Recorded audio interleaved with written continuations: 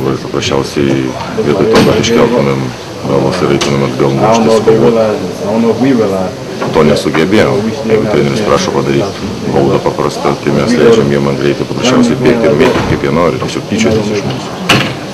Čia pas mum į galvas jau nežinau, kaip reikia kaltis, reikia ir tai mautus ima, bet sakė, jeigu esam savo naudžiai, egoistai, žaidėjai, rezultatai tikrai nebus, arba mes turim pakeisti savo psichologiją ir baigti drebint kojas, eit žaisti kaip ne prieš kažkokį Panathinaikos.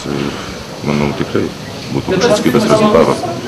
Žalgirio fanai turbūt pirmą kartą šitaip nušvilpė komandą. Ar pats kažką norėtų pasakyti nuo komandos šių fanų? Žinot, gėda, man pačiam gėda, kad aš ir mūsų visą komandą rodom tokį krepšinį ir man gaila paprasčiausiai fanų, kurie ateina mūsų palaiko, nesvarbu, kad visas sezonas jau netaip sekas. Žinau, jie turi pilną teisę.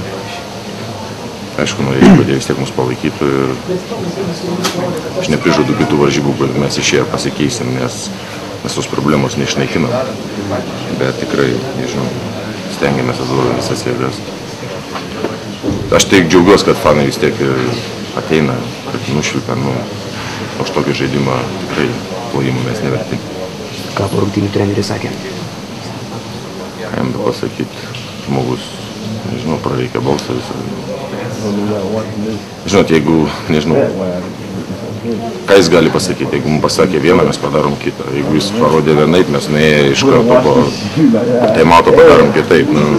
Aš nežinau, ką jam dar pasakyti, ką jam galvoti ir kas pas mus galvos ir ką mes galvojam kiekvienas apie save ir kokią mes turim teisę taip daryti. Čia, žinot, kiekvienas pakelia ranką, mano klaida, mano. Nebegali paprasčiausiai būti mano klaida tavo, nes tai nebepadeda. Mes žinom, kieno klaida, paprasčiausiai reikia susikaupti ir žaisti, nežinau, geriau užsibauduoti, kristi keliais, išeiti, nors gėdos nesidaryti savo ir visai komandai. Minėjai problema psichologija, ar ne? Tai kaip ją sutvarkyti, jeigu komanda nelaimi?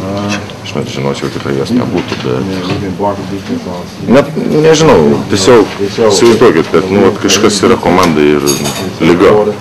Sergam visi ir nėra išimties, nei vieno, kuris vienas įmeta daugiau taškų gynybai praleidžia, kitas kažką kitą daro, tai nesigina, nesipasuoja, nežinau, išnaikyta psichologija. Sunkus darbas, nors tikrai treniruotės atrodom žymiai kitaip nei varžybose. Laikykis.